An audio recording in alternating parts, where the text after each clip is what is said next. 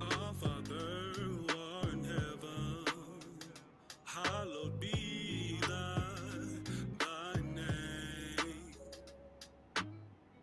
Thy kingdom come, thy will be done here on earth as it is in heaven. Give us this day our daily bread, and forgive us for our trespasses, as we forgive those who trespass against us. Lead us not in temptation, deliver us from the wicked one. For thine is the kingdom and the power and the glory forever.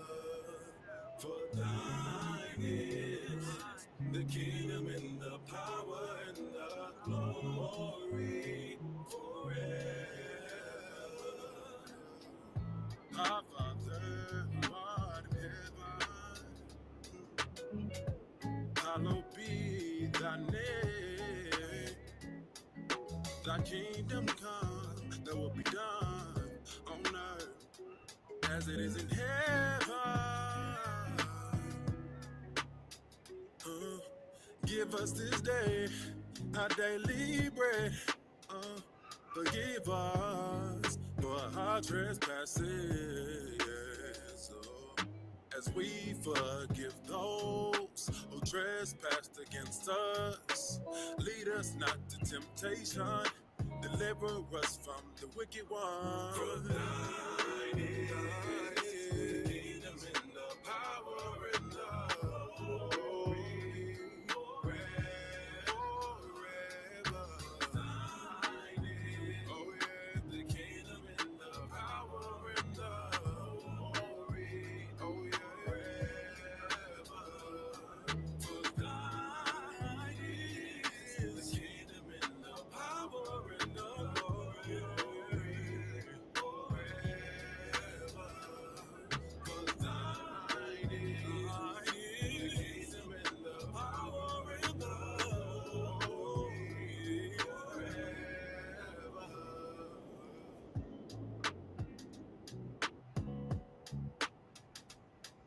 Thy kingdom come, thy will be done on earth.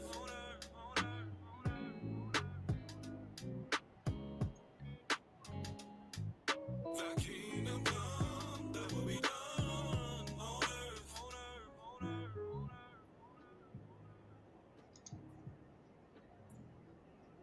Thy kingdom come, thy will be done on earth. Yes, indeed. Thy kingdom come, thy will be done on earth as it is in Shamaim. All praises, honor, and great esteem unto the most high power, Yahuwah, Bahashem, Yahushua HaMashiach, and to the 12 tribes of Israel who are scattered to the four quarters of the earth. I say shalom, wa baruchim. That is peace and blessings. And I cannot wait till the day when the Most High brings us back together and we are once again 12 tribes, one family, one nation under the Most High power, under one covenant, back in our own land with a heart of flesh and no more a heart of stone, with our enemies, our adversaries, and all those who hate us under our feet. Hallelujah. Hallelujah. Yes, indeed. I'm joined this afternoon by my most esteemed Kenanaya. Shabbat Shalom, Aki. Shabbat Shalom, Aki. Shabbaton Yasharal. Call Halal Yahweh. Bahashem HaMashiach wa Malak Yahweh Shai Barakatham. Yes, indeed. Happy Sabbath. All praises to the Most High Yahweh in the name of his beloved Son, Yahweh Shai, the Messiah and King. Bless you. Hallelujah. Yes, indeed. It is another Sabbath Yom. All praises to the Abba for bringing us through another week.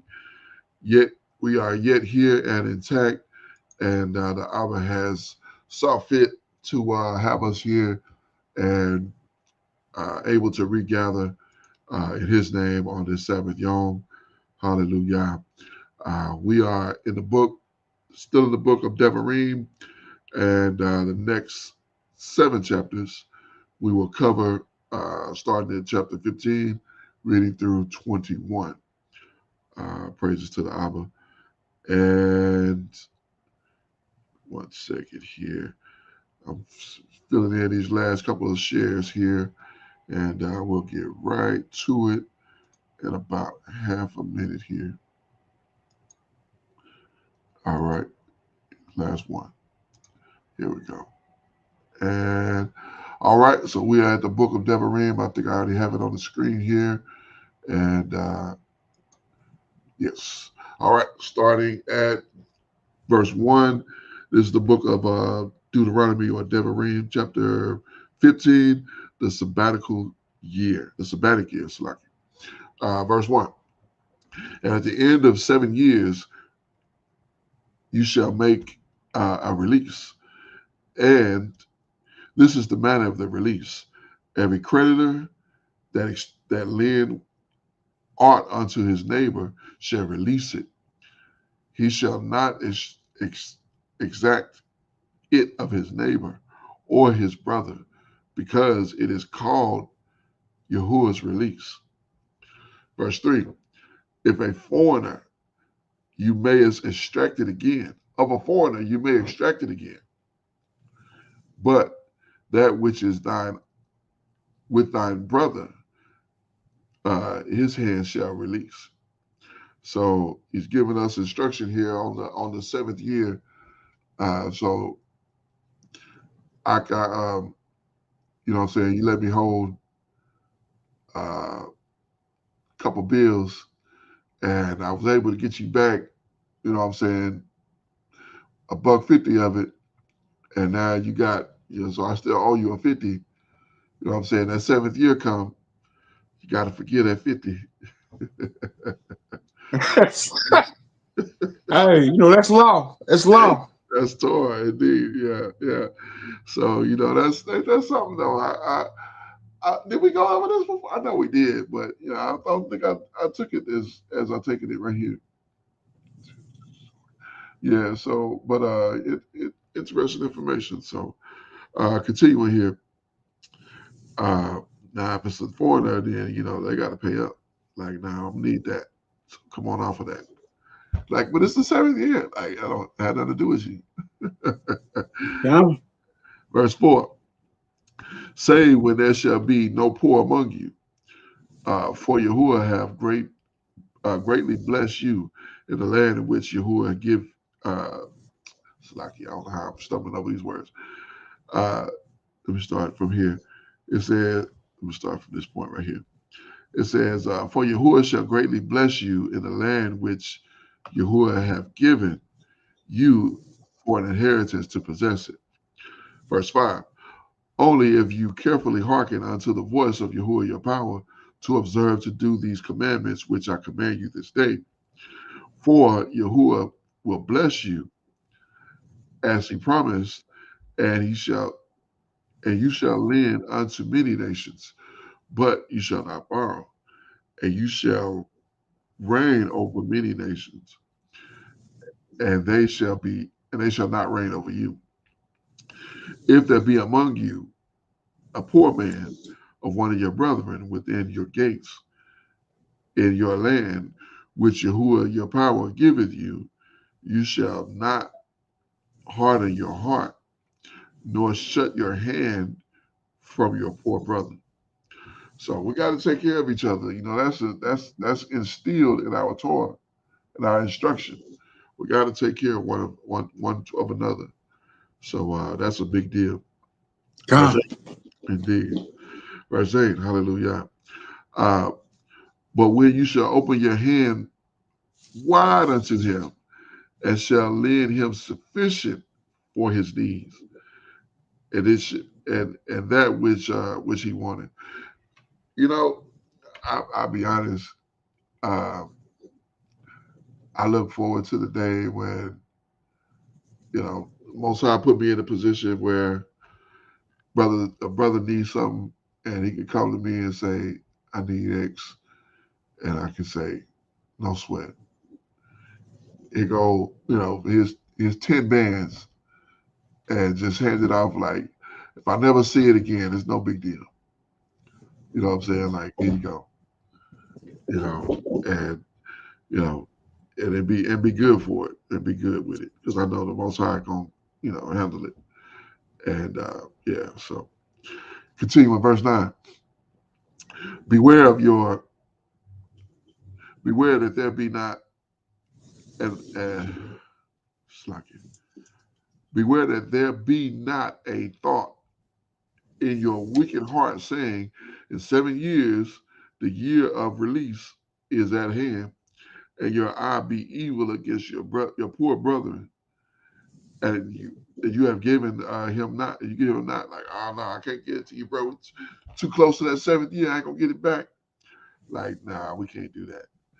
He cried unto Yahuwah against you, and it be sin unto you. So now he done went to the Most High because he's not provided for, and you had the opportunity to do so, and you didn't. You chose not to do it because, oh, we too close to that year. You believe. You know what I'm saying? I'm gonna have to forgive this. I can't do it, bro. Can't do it. And so now he goes to the Most High.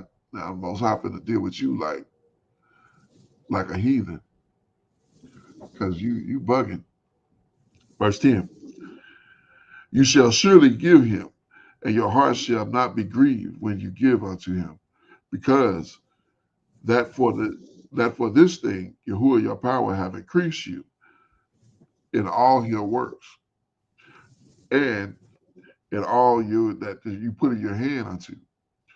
So everything that the Most High has given you the ability to do is for this purpose. So your ability to get where you at, or to get where you are able to input for somebody, is for this purpose, to help your brethren, to help those of your nation.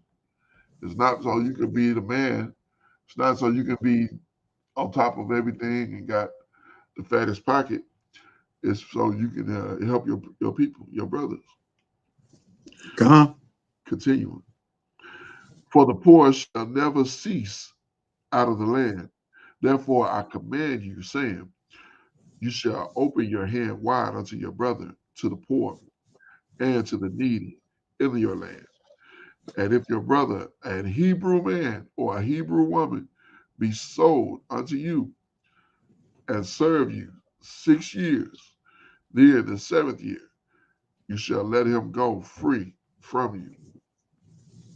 And when you send him out free from you, you shall not let him go away empty.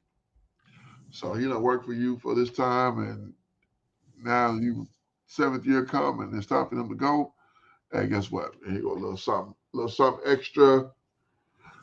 Here's a nice I'll give you a little something, get you started back in the world, in your own place, your own setup. You know what I'm saying? So yeah, that's how we should be doing it. And that's what the instructions tell us. That's what the Abba is telling us here. God. Verse 14. You shall furnish him liberally out of your flock, and out of your floor, and out of your winepress, and wherewith Yahuwah your power have blessed you, you shall give unto him. I love this instruction. This is beautiful. Verse 15. And you shall remember that you were a bondman in the land of Mizraim, and Yahuwah your power redeemed you.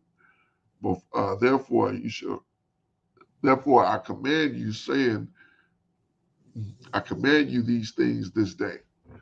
So yeah, we was bondmen in Mizraim. We was also bondmen here in this place, our ancestors, and thankfully, the Most High have made it to where we are able to be here, working jobs, earning a living, and if we're able to help somebody, then by all means help them. If you got an ability to do so. Verse 16. And you shall be, and it shall be, if he say unto you, I will not go away from you, because he loved you and your house, because he is well with you. Then you shall take an awl and thrust it through his ear unto the door, and it shall be your servant forever, and also your maidservant you shall do likewise. So if they decide they're gonna stay, like I ain't gonna go back in the world, I'm gonna stay here with you. You know, I'm trying to do, I'm gonna make this work. You know what I'm saying? I'm gonna stay right here with you. Like or I believe my elder told me that was like a hole, a earring in his ear, and that's a sign of a servant, and that's what he'll be. He's not gonna leave. He's gonna stay with you. Verse 18. And it shall, it's like you. It shall not seem hard unto you when you when you send him away free from you, and he have been worth the double hire servant to you, in serving you 6 years, and Yahuwah your power shall bless you in all that you do. All the firstling males that come from the herd of the flock of the you shall sanctify unto Yahuwah your power, and you shall not slack you, and you shall do no work with the firstling of the bullock, nor shear the firstling of the sheep. You shall eat it before Yahuwah your power, year by year, in the place which Yahuwah hath chosen, you and your household.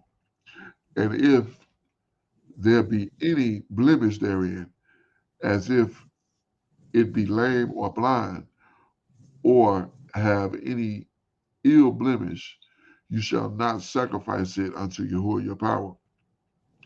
You shall eat of it in your gate within your gates. You shall eat it within your gates.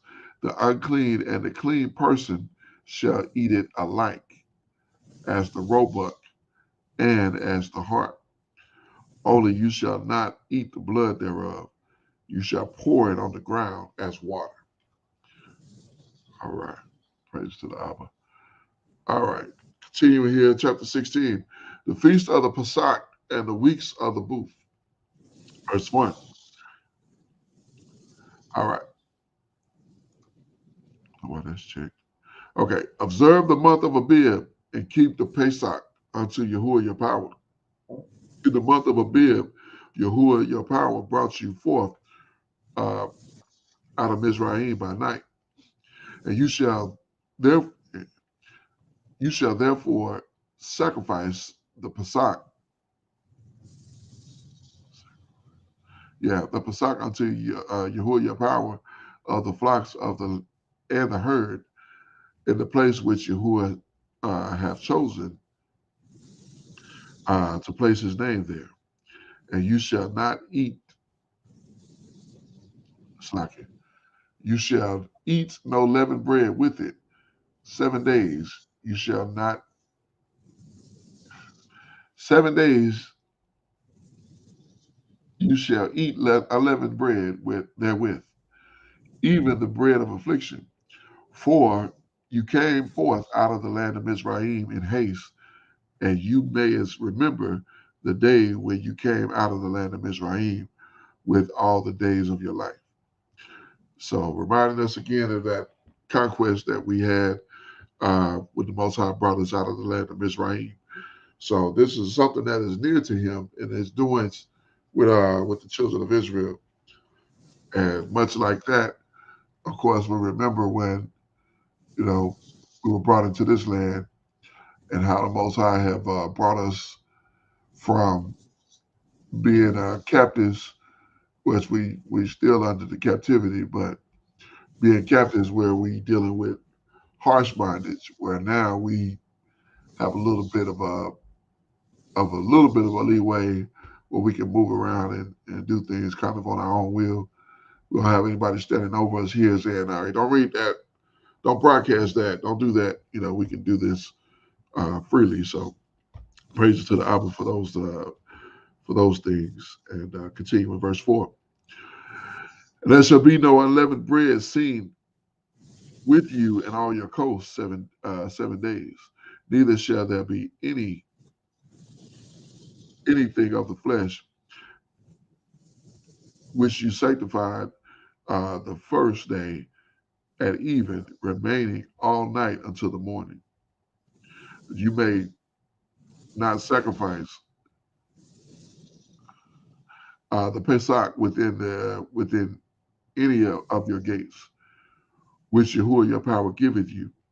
But at the place which Yahuwah your power have chosen to place his name there, to place his name in, there you shall sacrifice the Pesach or the Passover at even, at the going down of the sun,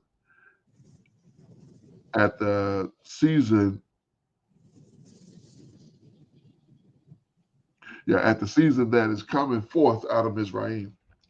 And you shall roast and eat of it in the place where Yahuwah your power shall choose.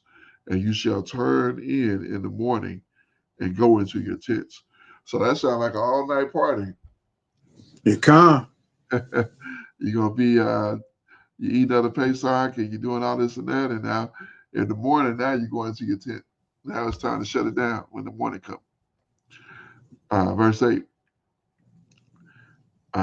6 days shall you eat unleavened bread, and on the seventh day shall be a solemn assembly unto Yahuwah your power, and you shall do no work therein. Verse 9. 7 weeks shall be the number, 7 weeks you shall number unto you, being the number of, begin to number the 7 weeks from such time as you begin to put the sickle to the corn. So that's when we really begin it, when we start our corn harvest. But how many of us are working with corn right nowadays? Most of us work in the office. So Right. Verse 10. And you shall keep the feast of weeks unto Yahuwah your power with the tribute of a free will offering, and your hand which you shall give unto Yahuwah your power, according as Yahuwah your power have blessed you. And you shall rejoice before Yahuwah your power, and your son, you and your son and your daughter, and your manservant and your maidservant, and the Levite that is within your gate, and the stranger, and the fatherless, and the widow that are among you, in the place which Yahuwah your power have chosen, to place his name there. So not just us, but everybody that's around us as well. Verse 12. And you shall remember that you was bondmen in Mizraim, and you shall observe to do these statutes. So this is kind of dawned on my mind that Abba reminds us constantly of this situation in Mizraim. And then we got here, and there was a time, part of the reason why this truth really resonated with me is because I remember, of course, I was born in 79, so I wasn't in bondage at that time. There was a lot of liberty that was available. But when I say liberty, I'm using that word loosely, in comparison to, the 1800s, different situation. But, they would give us TV. When TV came about, they would show us constantly, we had roots that would run 7 days. That was a constant staple in our house. There were all other kind of reminders of us that we were slaves here. They taught us that constantly in school, and all of these things. And now it kind of makes sense because when I read this and the Most High remember, he's telling us constantly, remember, you were slaves in Egypt. You know, I brought you forth out of Mizraim as slaves. You were captives there. So, you know, you want to, I think that I'm saying this because I'm thinking that's him, you know, trying to remind us of those things because I think nowadays it's been, it's not reminded as much. And I think some of our people are offended by it. Like, oh, so what? We were slaves. Or my ancestors were slaves. I was never a slave. Kind of like those Yahudim when they was talking to Amashiach. We've never been slaves to anyone. Mm-hmm. Like, you what? You forget where you came from? You were in Mizraim? And they had you as what? Bondmen. Exactly. Exactly. So I think once you got to let that go, you forget, you know, that humility that he wants us to keep. And he's adamant about us keeping that because he reminds us of it. He reminds us of it constantly. So if you read in this book and it's for us to read, then you know you're reminded constantly. Oh, by the way, you used to be in Mizraim as bondmen, so don't forget that. And we used to be in in here in America as bondmen. So he wants us to not forget that either, and not just here. I mean, all over the earth, we were made bondmen. So continuing here, verse 13.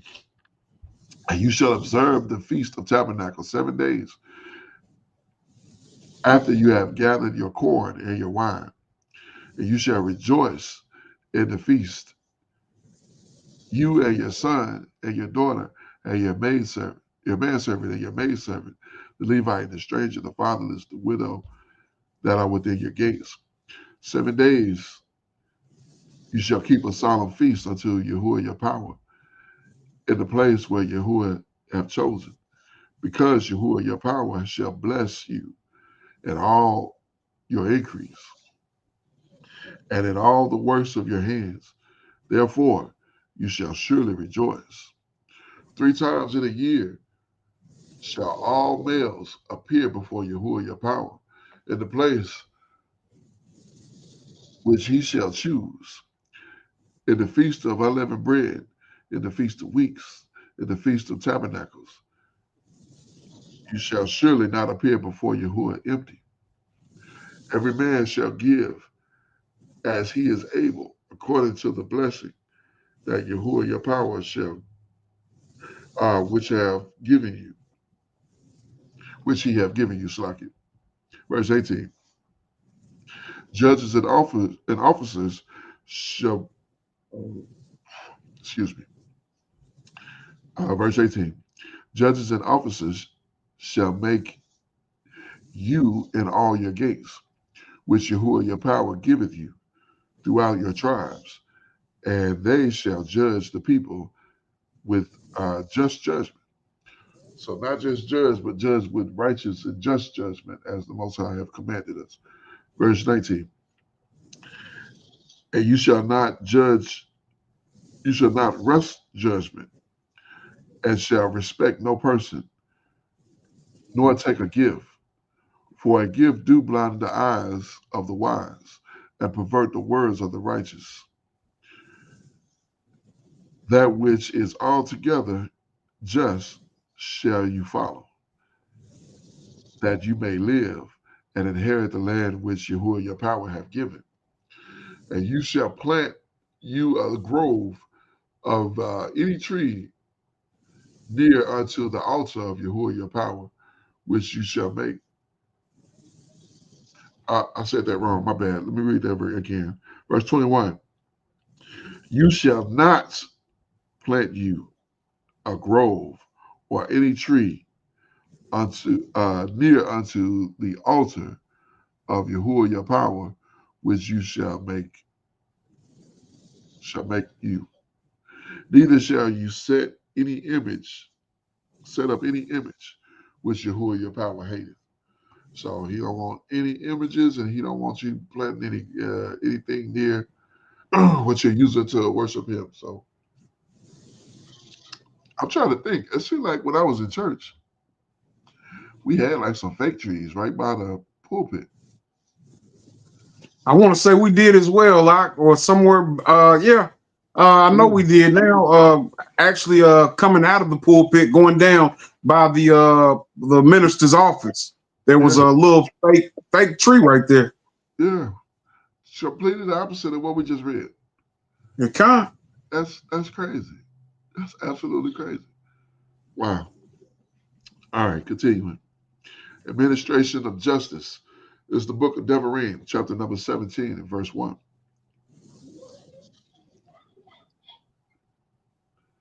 Indeed. Verse 1.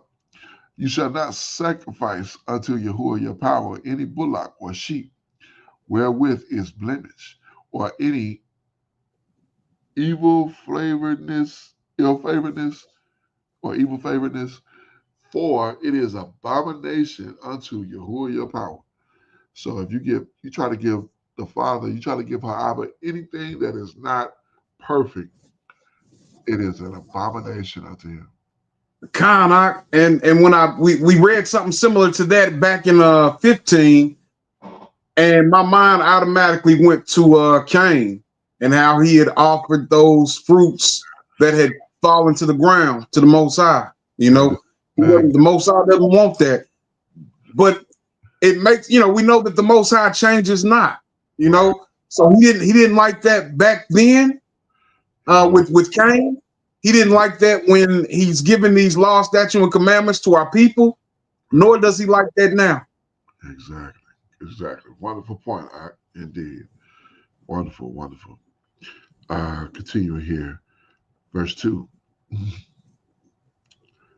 If there be found among you within your gates, which Yahuwah your power have given you, a man or a woman that wrought wickedness and sought to, in the sight of Yahuwah your power, and transgressed his covenant, and have gone to serve other deities and worship them, either the sun or moon or any host of Shamaim,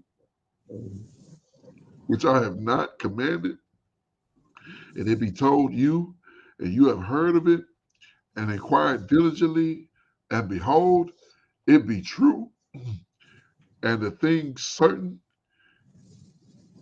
that such abomination is wrought in Israel, then shall you bring forth that man or woman that have committed the wicked thing unto the gate, even the man or that woman, and shall stone them with stones till they die. So if it be heard that you then went off in this manner and dealt wickedly with the Most High in idolatry or some manner of evil, and it's proven, and it's a sure thing, somebody has witnessed it, and they can brought forth, and diligent inquiry is done, and it's a known thing, it's a known fact. That person got to be put to death. And, yeah. Yeah, and not just at the mouth of one witness. exactly. Yeah, look like we're getting into that in this 6th verse here. Oh, God, there it is right there, God. Indeed, continue. At the mouth of 2 witnesses or 3 witnesses shall that is worthy of death be put to death. But at the mouth of 1 witness, he shall not be put to death. So yeah, you got to have a couple. So I mean, a couple people had to see it and deal with it. So man, that's real deal. That's real deal. That's the thing about being in captivity. The Most High have taken this out of our hands because you can't take somebody outside the gate and start throwing rocks at them because police will show up. God, what are y'all doing? Can't be doing that. Let's go talk to the judge. Exactly. Exactly. Continue. In verse 7.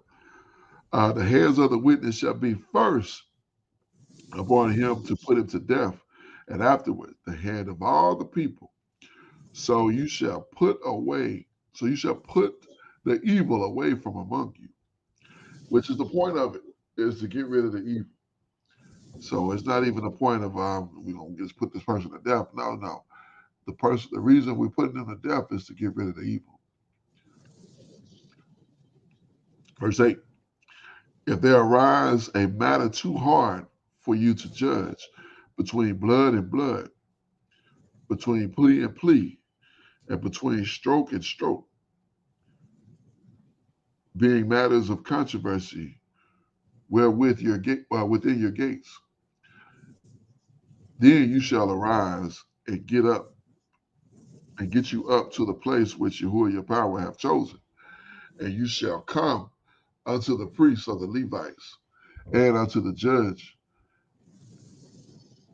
and that shall be in those days, and inquire, and they shall show you the sentence of judgment.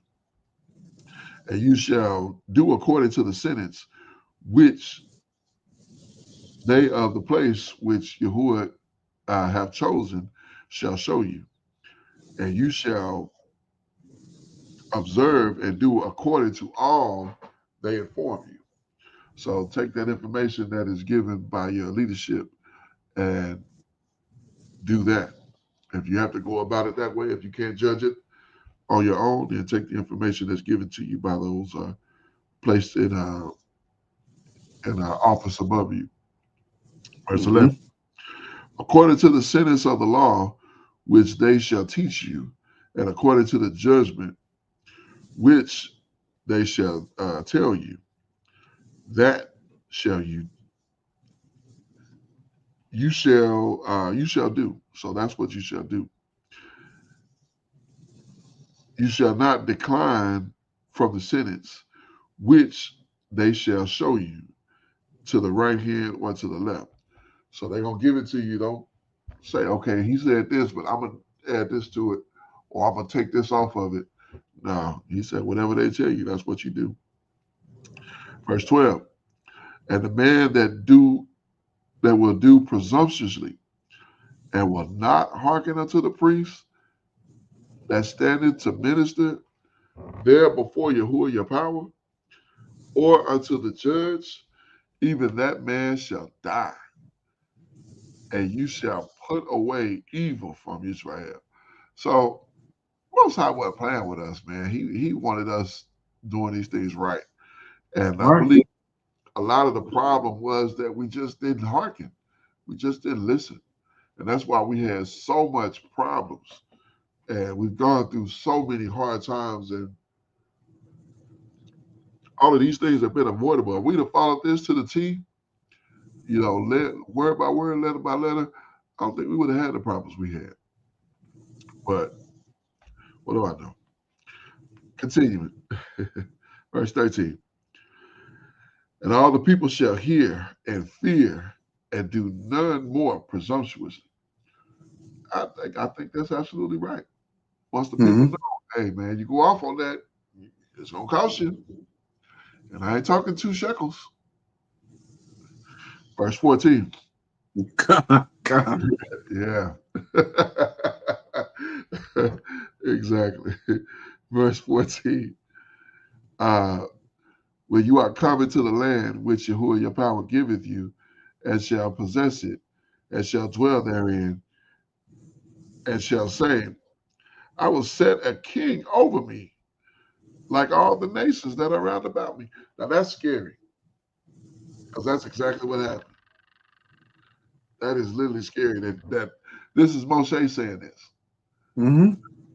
This is before uh, Joshua judges, and then we get into Kings, First Kings, or Shemuel. My bad, Shemuel.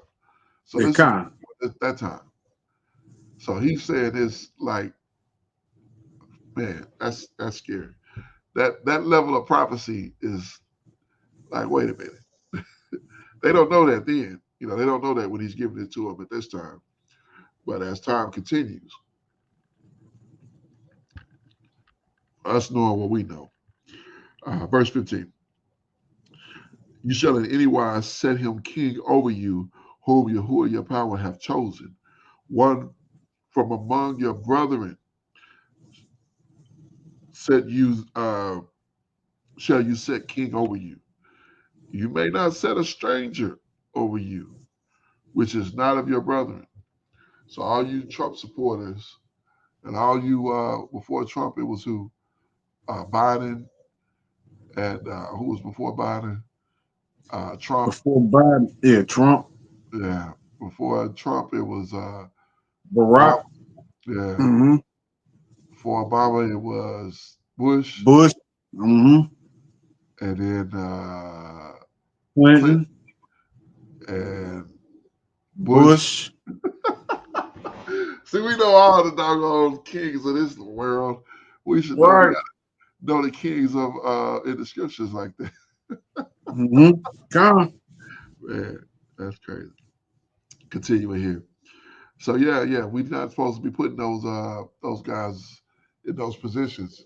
It's got to be someone from among our brethren. So there should be no so-called black vote. There should be no so-called Negroes. Like the Democrats and the Republicans should be coming to us talking about vote for us because if you don't vote for us, you're not black. Right. Right. You know what I'm saying? Like, no, if I vote for you, I'm sinning against my power. Because my power say I don't set you king over me. I got to Mm-hmm. set over me over my. So we need to go to the ballot and write in a candidate. Who name should we write down? Yehudis Maccabeus. God, make him king. Hey, the hammer. Bring the hammer up here. God. That's what he'll fix America real quick. Right. Get rid of you dang Greeks, and yeah, we'll be right where we need to be. Verse 15. Should, did I just read 15? Yeah, I did. Verse 16. But you shall not multiply horses, but he shall not multiply horses unto himself, nor cause the people to return to Mizraim, to the end that he should multiply horses. For as much as Yahuwah have said unto you, you shall henceforth return no more that way. Neither shall he multiply wives unto himself, that his heart be turned not away. Man, this is scary. The level of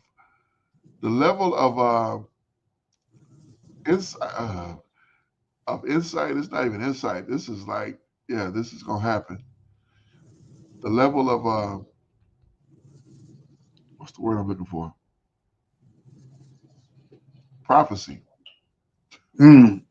The level of prophecy that is in this Deb Arim is literally scary. Like they gonna turn your heart away. You multiply wives. I know of a cat that had 1,000 wives, and his heart got turned away. Mm-hmm. So this is scary. Continuing. Neither shall he greatly multiply unto himself silver and gold.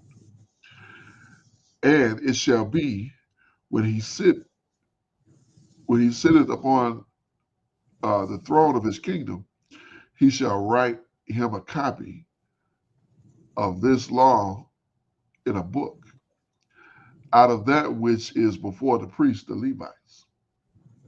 Verse 19.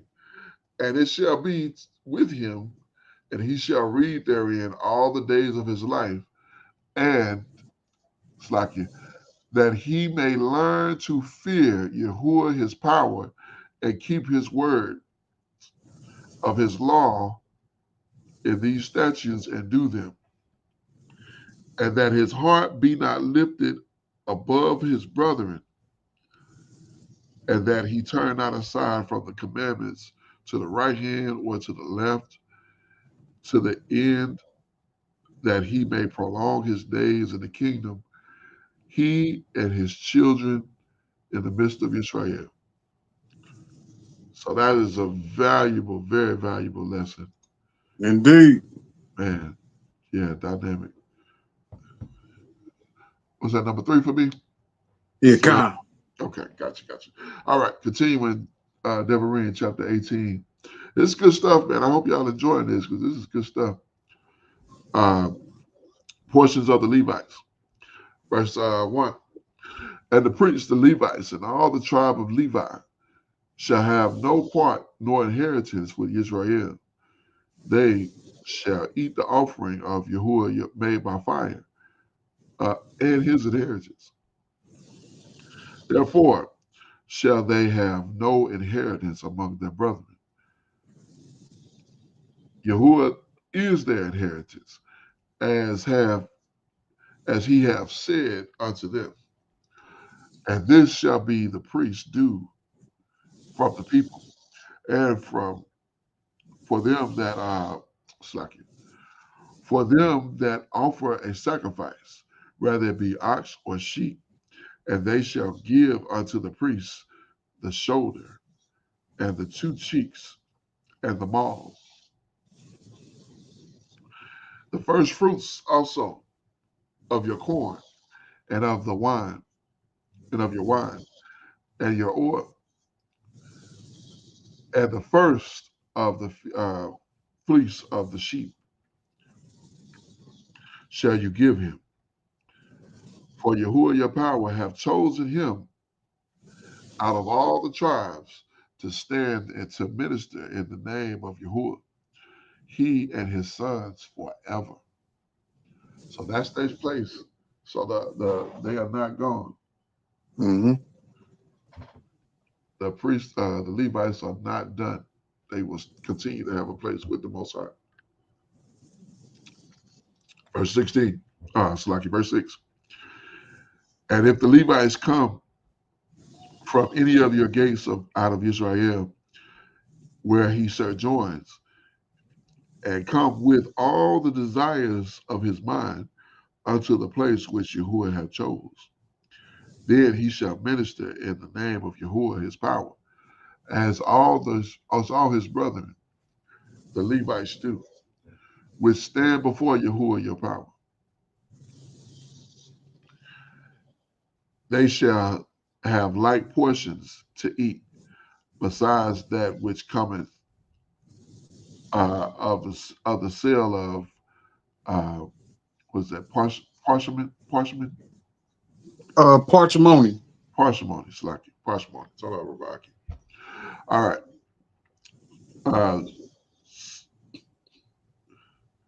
So forbidden, these are spiritual things, forbidden things. Hallelujah. Continuing. Verse 9. When you are coming to the land which Yahuwah your power have given, and have not learned to do after the abominations of the nations, these shall not be found among any one that maketh sons or daughters to pass through the fire, or to use divination, or observant of times, or any enchantment, or witch. So none of these wicked things should be dealing with. So Israel, reading this, I'm telling y'all, better get rid of all that wickedness.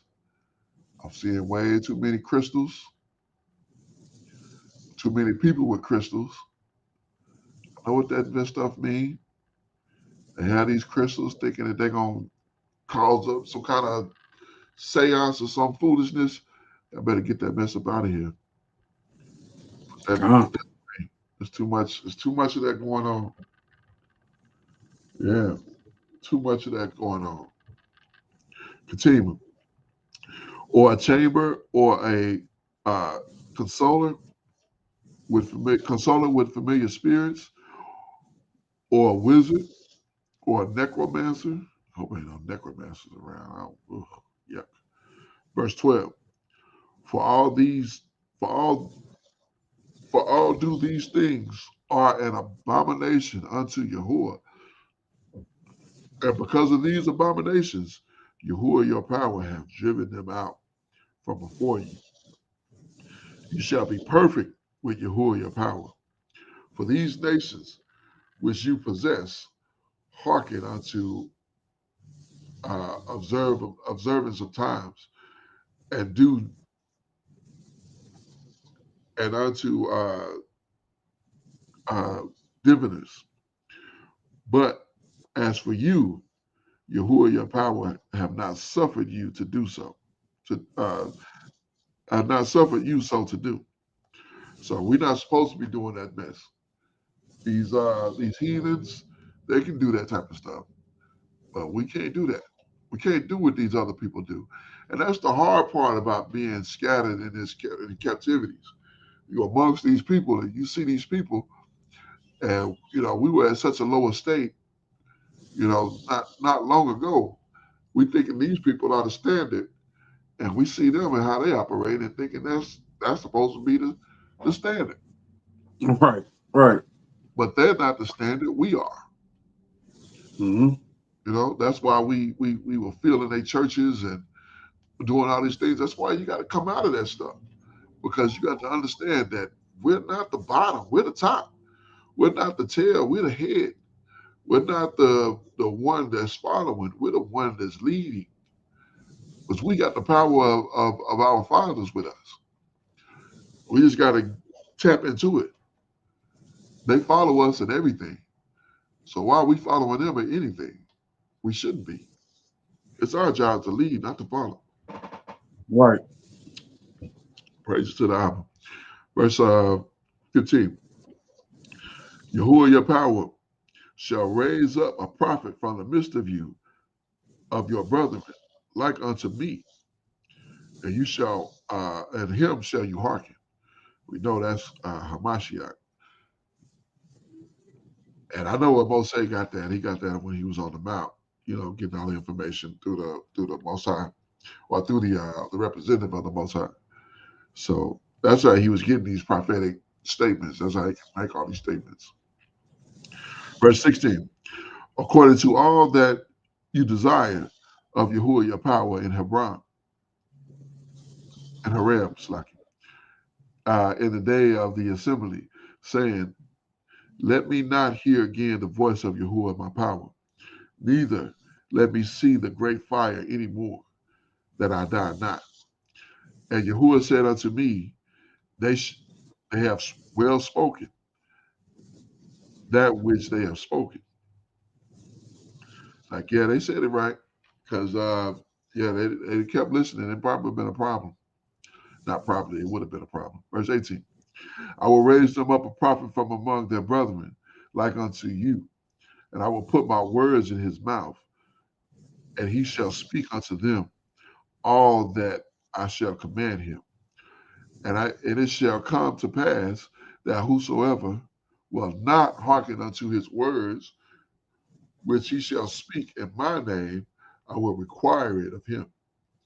But the prophet which shall presume to speak a word in my name, which I have not commanded him to speak, or speak in the name of other deities, then that prophet shall die. Wow. Mm. Yeah. Abba was not, man, I was serious. Serious. And if you say in your heart, how shall I know the word which Yahuwah have not spoken? When a prophet speak the name of Yahuwah, of anything follow not, nor come to pass, it is a thing which Yahuwah have not spoken. But the prophet that spoken it presumptuously, you shall not be afraid of him. So don't let that turkey fool you, because that's exactly what he is. He a turkey. If he's saying, yeah, God told Right. me, yeah, y'all better watch it, man. Y'all got to get in this book. I'm telling you, learn to fear the Most High, the Spirit and the truth. You got it here. Indeed. Hallelujah. All right. It's the book of Deb Arim, Deuteronomy, chapter 19, cities of refuge, verse 1. When Yahweh, your power, have cut off the nations, whose land Yahweh, your power, giveth you, and you succeed them, and dwell in their cities and in their houses. So stopping right there. Yeah.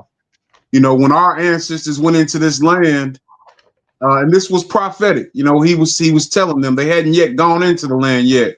Right. But he was telling them that there was going to be a place already prepared for them, that they were going to dwell in their cities and their houses.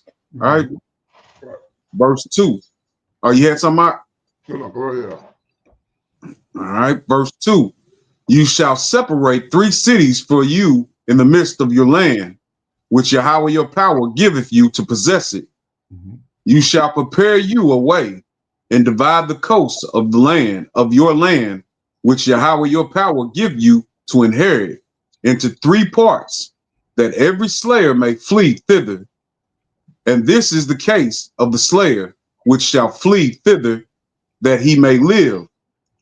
Whoso kill his neighbor ignorantly, whom he hated not in time past. So by accident or by not knowing, unknowing, I killed somebody that I didn't have a problem with. All right, continuing. Verse 5.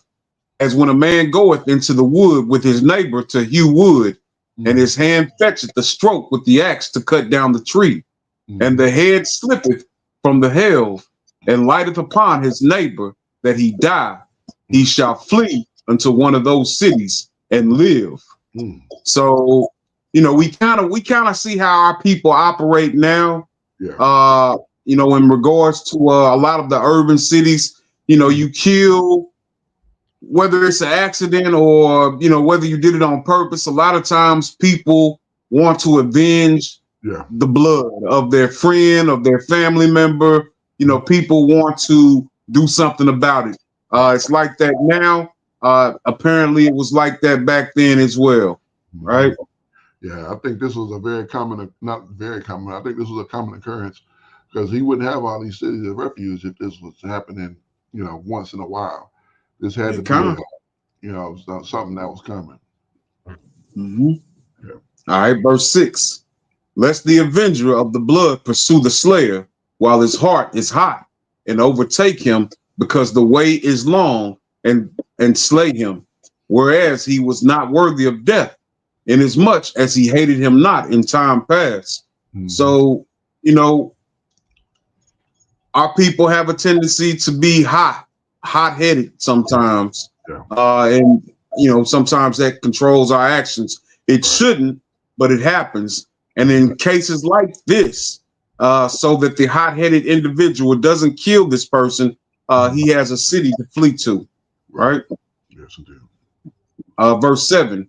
Wherefore I command you, saying, you shall separate 3 cities for you. And if Yahweh your power enlarge your coast, as he hath sworn unto your fathers, and give you all the land which he promised to give you unto your fathers, if you shall keep all these commandments to do them, which I command you this day, to love Yahweh your power, and to walk ever in his ways, then shall you add 3 cities more for you, besides these 3. So, yeah, depending on how we are obedient, the Most High will give us more mercy, because these cities serve as a form of mercy, right? Exactly. So, if we're obedient, we get more mercy. It makes sense. All right, verse 10. That the innocent blood be not shed in your land, which Yahweh your power giveth you for an inheritance, and so blood be upon you. So that the land, because this fellow is not worthy of death. So so the blood won't be on the land, because that's something that the Most High hates, the shedding of innocent blood. Right. All right. Continuing, verse 11. But if any man hate his neighbor, and lie in wait for him, and rise up against him, and smite him mortally that he die, and fleeth into one of these cities, then the elders of his city shall send and fetch him thence, and deliver him into the hand of the avenger of blood, that he may die. Your eyes shall not pity him, but you shall put away the guilt of innocent blood from Yasharal, that it may go well with you. So, you know, if I got problems with the individual, and I become creative with a extravagant plot on how I'm gonna take him out, and I act it out and do it, this city of refuge is not for me, and the elders are gonna call for me, and I'm gonna get dealt with. Yeah. Hey, such and such was looking for you. Who? Elder. Oh, yeah. Okay. Yeah, yeah. Meet me at the. Get you out of there. God. Right to the Avenger. Uh-huh. You standing there with a baseball bat, looking, waiting for you. You be like, oh, what y'all doing? Hey, man. Hey, man. you know good and well what you did. You know, take it like a man. God. All right. Laws of the landmark and testimony, verse 14. You shall not remove your neighbor's landmark, which they of old time have set in thine inheritance, which you shall inherit in the land that Yahweh your power giveth you to possess it. One witness shall not rise up against a man for any iniquity or for any sin, in any sin that he sinneth, at the mouth of 2 witnesses, or at the mouth of 3 witnesses shall the matter be established.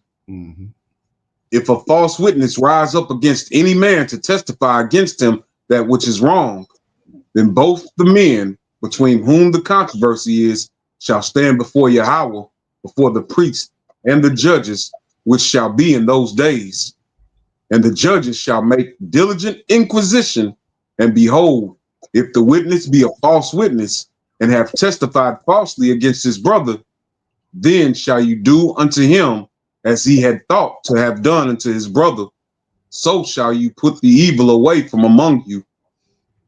So that reminds me of the story of Susanna. Yeah. Not Susanna. Was it Susanna or was it Shusana? No. I think the one in the Apocrypha, the sister in the Apocrypha. Daniel shows up in that for the first time. Yeah, kind. Yeah, let me pull that out real quick. You say that, and my mind said, yeah, Susanna, but yeah, that's right, Susanna. That's right. Okay, kind. You said it right. My mind said, yeah, but then I was thinking, is that right? Is that the right word? Yeah, because it don't sound Hebrew. Susanna don't. Right. Exactly. Yeah, kind. But yeah, that situation where those elders of the Yahudim away in captivity had lusted after this maiden. Well, she wasn't a maiden, she was a married woman. But they lusted after and devised a plot on how they could have her, and then told her what they would do if she screamed out. She probably felt hopeless, but she knew what she had to do, and they rose up a false report against her, and the Ruach of the Most High showed up in the forms of Daniel and delivered justice in this situation. I thought those were Amorites. Nah, Salakia, nah, those were men of the Yahudim, elders. Okay. Okay. Yep. All right, verse 20. And those which remain shall hear and fear, and shall henceforth commit no more any such evil among you. And thine eye shall not pity, but life shall go for life, eye for eye, tooth for tooth, hand for hand, foot for foot. All right. Continuing. It's the book of Deb Arim, Deuteronomy chapter 20, laws of warfare, verse 1. When you goest out to battle against your enemies, and seeth horses and chariots and a people more than you, be not afraid of them, for Yahweh your power is with you, which brought you up out of the land of Mizraim. So stopping right there. So this was the case for our people in a lot of battles that they fought, you know, being heavily outnumbered. Sometimes these other armies had chariots and, you know, just better weapons, better weaponry. But we're told to not be afraid, you know, because the Most High is with us. The Most High, he knew that he was going to scatter us, because we read it even in this book. We've read about the scattering coming to our people, knowing that we'd be scattered and be outnumbered wherever we were at. But this commandment reigns true. We're not to be afraid, right? No fear. Verse 2, and it shall be when ye are come nigh unto the battle, that the priest shall approach and speak unto the people, and shall say unto them, Shema, O Yasharal, ye approach this day unto battle against your enemies. Let not your hearts faint. Fear not, and do not tremble, neither be ye terrified because of them. For Yahweh, your power is he that goeth with you to fight for you against your enemies, to save you. Right? So in the book of Joshua, this is quoted in chapter 1. Have I not commanded you? Be bold and courageous. You know, this is where it comes from, right? This is what that generation displayed when they were taking the kingdom, taking the land, right? Indeed. All right, verse 5. And the officers shall speak unto the people, saying, what man is there that hath built a new house and hath not dedicated it? Let him go and return to his house, lest he die in the battle, and another man dedicate it. Right. And what man is he that hath planted a vineyard and hath not yet eaten of it? Let him also go and return unto his house, lest he die in the battle, and another man eat of it. And what man is there that hath betrothed a wife and have not taken her? Let him go and return unto his house, lest he die in the battle, and another man take her. So, you know, again, this is laws for warfare, right? This is what we have to be mindful of. You know, it wouldn't be right for Ken and I to go out to warfare and I just took another wife. The Most not what he requires, not what he has asked for me to do. He tells me what to do in these laws, right? Indeed. All right, verse 8. And the officers shall speak further unto the people, and they shall say, what man is there that is fearful and faint-hearted? Let him go and return unto his house, lest his brethren's heart faint as well as his heart. So, yeah, you can't be no coward and be around, man. Nah. No cowards on that. Verse 9. And it shall be, when the officers have made an end of speaking unto the people, that they shall make captains of the armies to lead the people. When thou comest nigh unto a city to fight against it, then proclaim shalom unto it. And if it shall be, and it shall be, if it make you an answer of shalom, and open up unto you, then it shall be that all the people that is found therein shall be tributaries unto you, and shall serve you. You know, so these are you know, these are instructions, right? Right.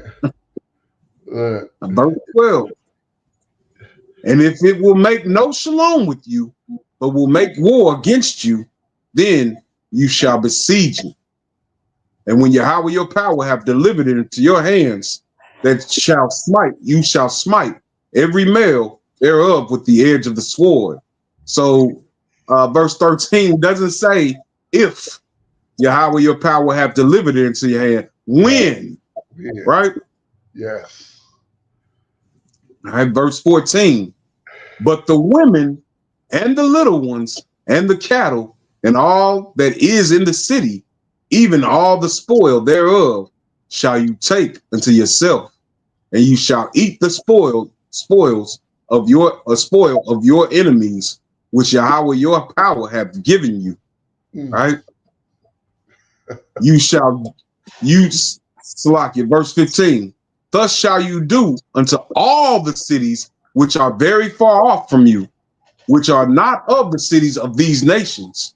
Wow. So this is not just applicable to where he's sending us to right now. This is wherever we go. Everywhere. Wow. I know, right? That's why I'm over here. We gotta come back to this. I'm telling you, that's why I'm over here chuckling. I'm telling you. Look, we're supposed to go up to the door. Hey, we're here to take over. But we can do it in peace. Let us in. And if they let us in, then you get to live. Kind of. I mean, it's a form of mercy. You be tributary. Pay us taxes. Yeah, kind of. This is what the Most High set up. Yeah, right. I ain't mad at it. I ain't mad at it. Not at all. God, verse 16. But of the cities of these people, which Yahweh your power do give you for an inheritance, you shall save alive nothing that breatheth. Okay. So, all right, these are instructions. So these are instructions. You shall save alive nothing that breatheth. No. I believe it's speaking of the land that we were going into. Right. All right. Verse 17. But you shall utterly destroy them, namely the Hittites and the Amorites, the Canaanites, and the Perizzites, and the Hivites, and the Jebusites, as Yahweh your power hath commanded you, that they teach you not to do after all their abominations, which they have done unto their deities. So should ye sin against Yahweh your power. When you shall besiege a city a long time in making war against it to take it, you shall not destroy the trees thereof by forcing an axe against them, for you may eat of them, and you shall not cut them down, for the tree of the field is man's life, to employ them in the siege. Only the trees which you knoweth that they be not trees for meat, you shall destroy and cut them down, and you shall build bulwarks against the city that maketh war with you until it be subdued. So, this is a divine wisdom. Right. If we say like we were in somewhere that's got orange trees everywhere, Right. now we wouldn't cut them down to make houses or anything like that, because we're besieging the city. We might need food. Yeah, exactly. We got oranges right here in abundance. These are our trees now.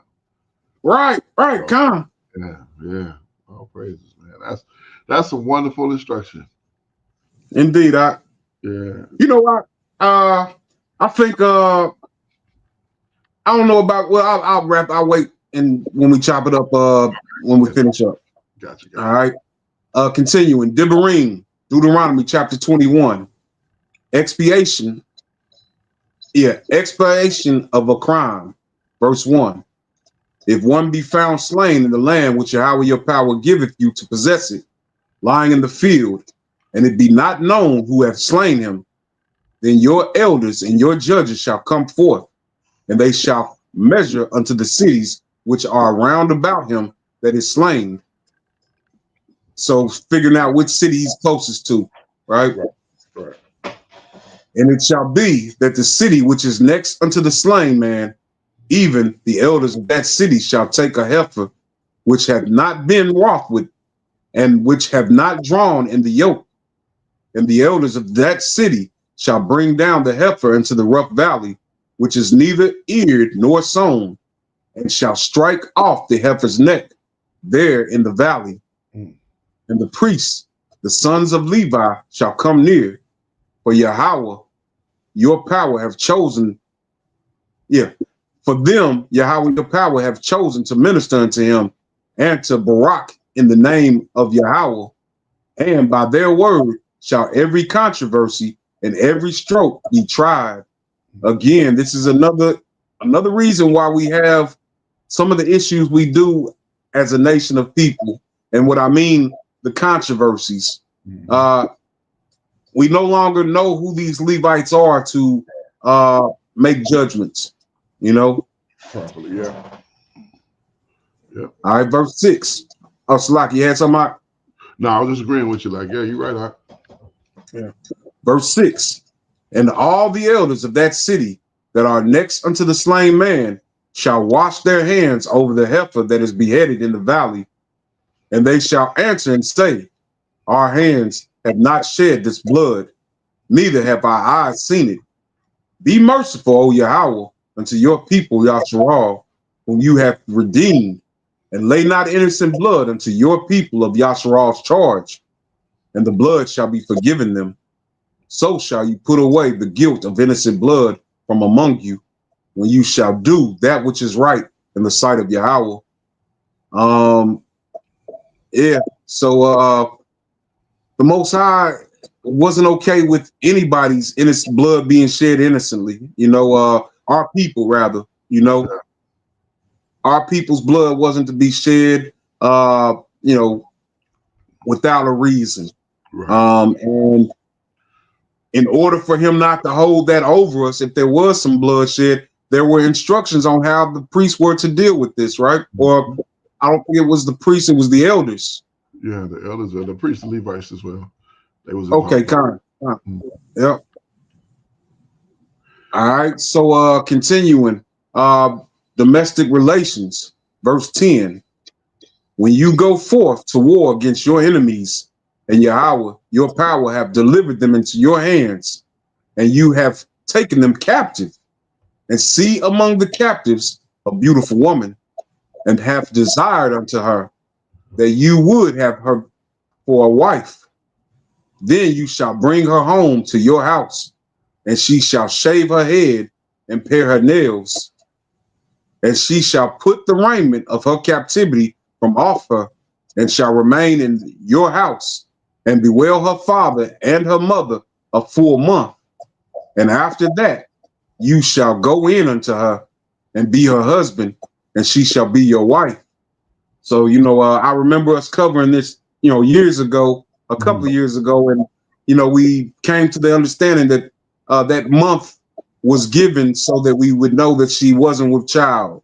Right. Yeah, kind of. All right. But you know, that's an interesting passage right there. You know, and the reason I say that is so all right, no, I guess it's not that complicated, because I was getting ready to say that they were going into the land to take the land, and but they were also given the instructions not to take wives of these people that they were going into or going to war with.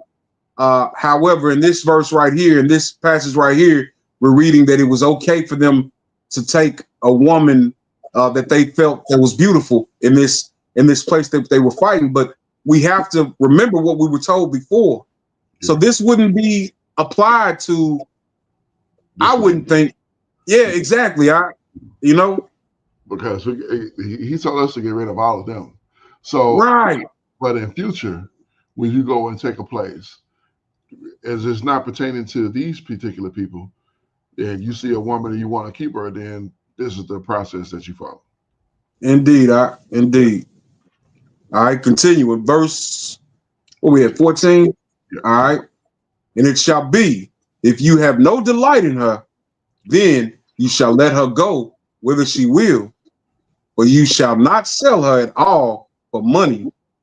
You shall not make merchandise of her, because you have humbled her. Verse 15. So I'm thinking he said that.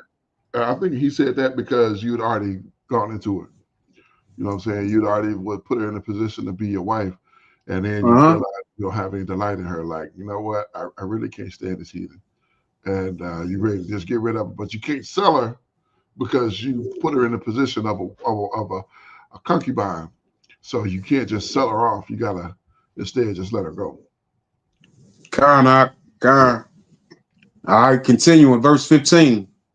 If a man have two wives, one beloved and another hated, and they have borne him children, both the beloved and the hated, and if the firstborn son be hers that was hated, then it shall be, when he maketh his sons to inherit that which he hath, that he may not make the son of the beloved firstborn, before the son of the hated, which is indeed the firstborn.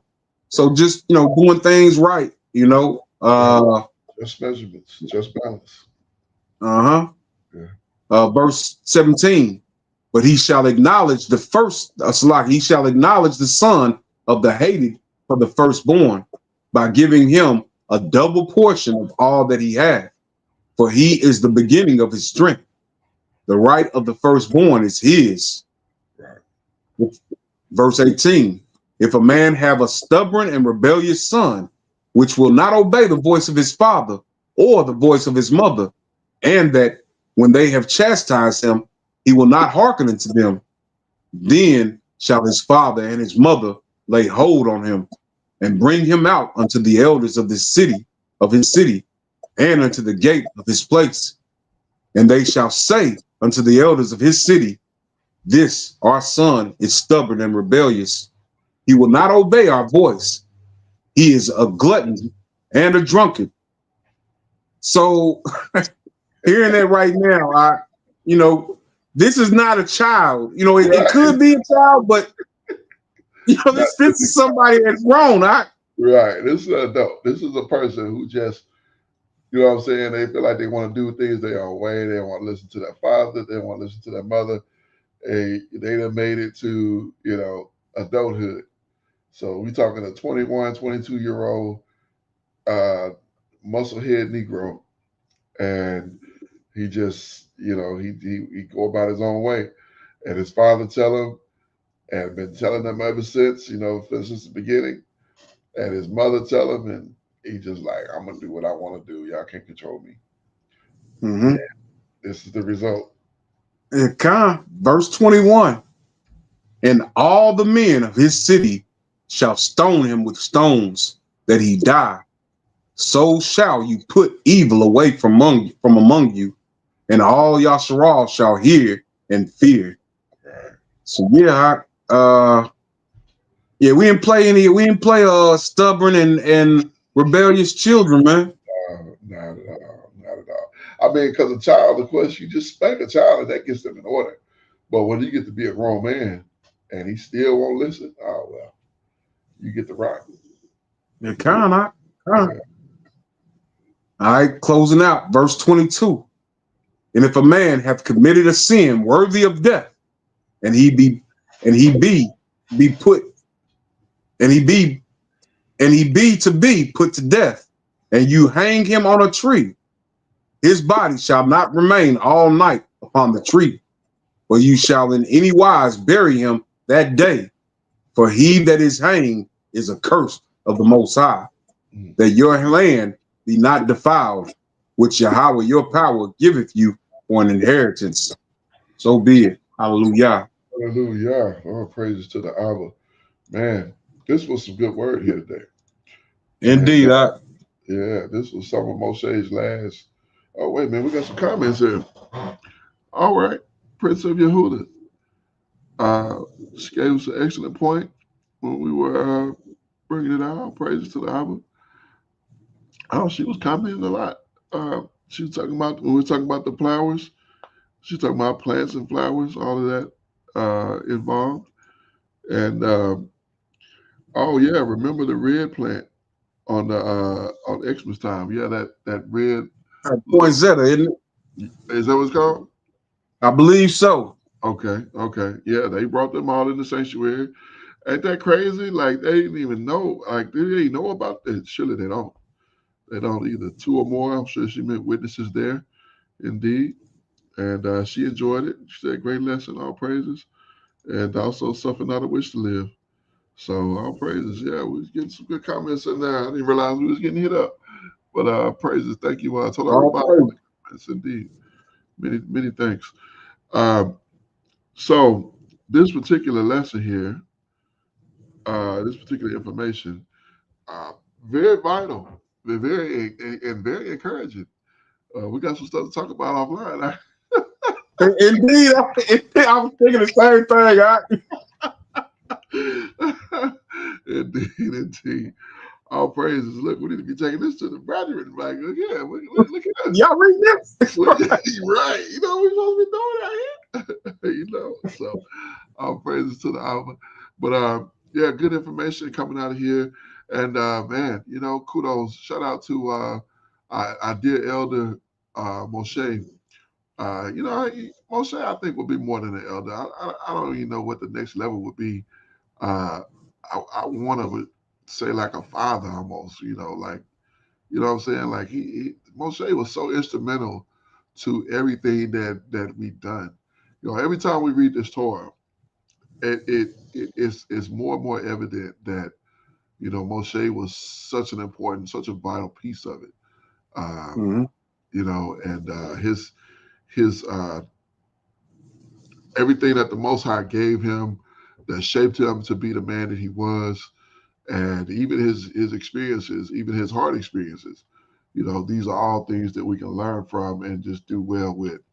But yeah, his words here were priceless.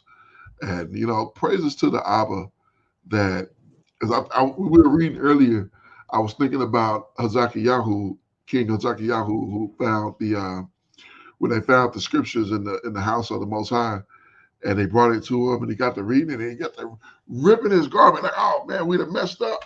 You know what I'm saying? Like, yeah, like it's some pieces here that we should have done better. That things we didn't know we were supposed to do these things. Like, you mean to tell me when Junebug was messing up, we were supposed to stone him? Oh, Right. we let him go. Oh, we should have been put that evil out of here. You know, so these type of things and make you want to like, you know, man, you know, this thing could be better, or this thing could have been done better. So this Torah teaches us that, and it brings us to a place where we could put these things in proper perspective, in proper order, and make things work as the Most High have intended for us to do. So praises to the Abba. I'm gonna go ahead and rest there. Go ahead, Aki. Khan Aki. Yeah, I remember a couple of years ago when we finished completing the Torah. You know, the last few chapters of it speaks about Moshe's passing, and I remember feeling some type of way about it. Not going against the Most High, but just feeling saddened. You know, as all Yasharal was when he passed. You know, Mhm. but this story, it was almost like this journey was coming to an end, which is not the case because this journey continues in all of Yasharal who are above ground this day, right? Right. Indeed. You know what I was gonna say before when we were still reading, I was like, I'll hold that to the end. But Mhm. one could read Deb Arim, right? Mhm. Uh, and come away with pretty good understanding of HaTorah, right? Mhm. Yeah. Just based on everything that is in there, you're not gonna get it all, but you're gonna come away with a lot of understanding just from that chapter alone, Yeah. uh, which I think it would be beneficial for all of us to, you know, if possible, continue reading Torah just to Yeah. become where it becomes first nature. Yeah. If you're not able to do that, if you want to start off with a smaller assignment, Mhm. start off with Devarim Yeah. and just read that and not only just read it but apply what we can Yes. to it because no we can no longer we no longer make those sacrifices in the place where the Most High a blood sacrifice where the Most High made his name, right? Right. Which was Jerusalem. So, Mhm. that's something that we can't do, but, we can offer ourselves willing sacrifices and knowing that we ourselves are the temple as well. And Right. you know, proceed, moving forward like that. But yeah, this is some real good reading, some real good information in here. All praises to the Most High for bringing us back into this covenant, this wonderful covenant, this wonderful history, Yeah. and wonderful laws. These Hallelujah. laws promote righteousness within the nation. And I just, like you just said, had we had known this before, if our forefathers that were brought here had Right. returned to this, Mhm. our communities wouldn't be in the condition that they're in now, right? Exactly. Exactly.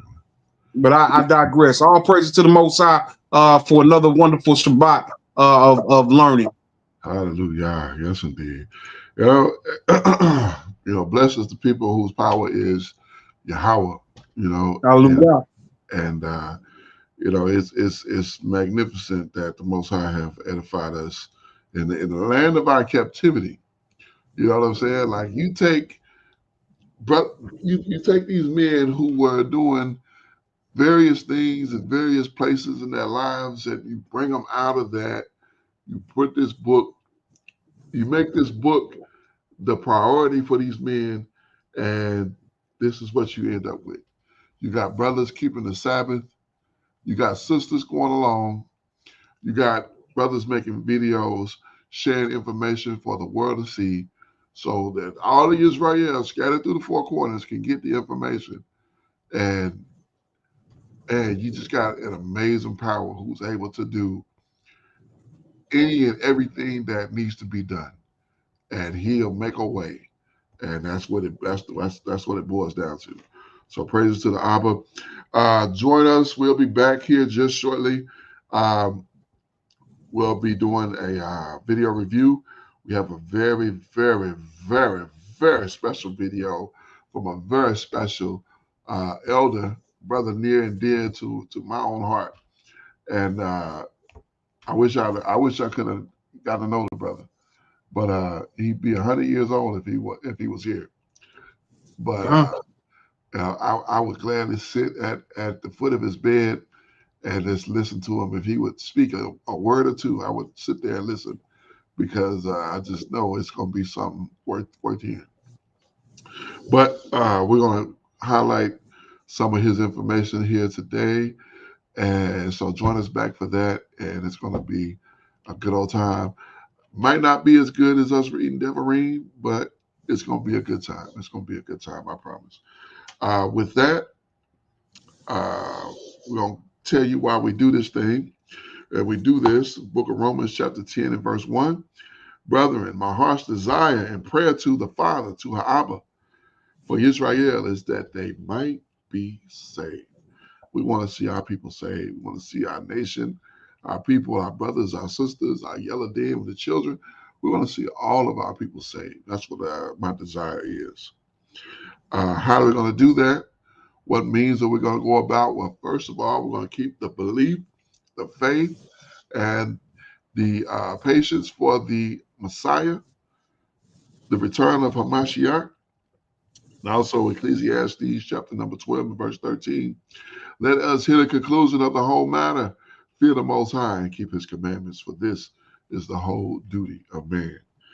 It's so very important to understand that in the conclusion of the whole matter, we are to fear the Most High and keep his commandments, for this is the whole duty of man. At the end of the day, when it is all said and done, all the dust is settled, and all the smoke is cleared, we will be judged, or rather, we have feared the Most High and kept his commandments. Why?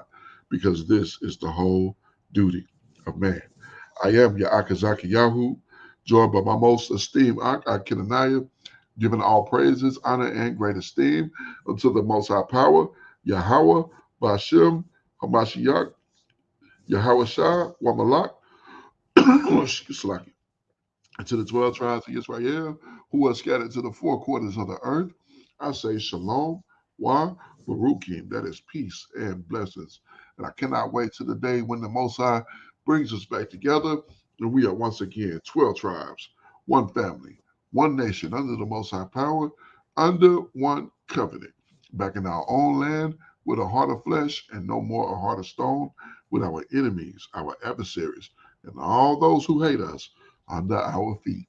Until that day come, Shabbat Shalom, family. Shabbat Shalom, Mr. Pekah. All praises to the Abba. Praise you, Abba Yah. Kwam Yasha'ah. Kwam Yatsaram. Hallelujah. Barak Hashem Yahweh.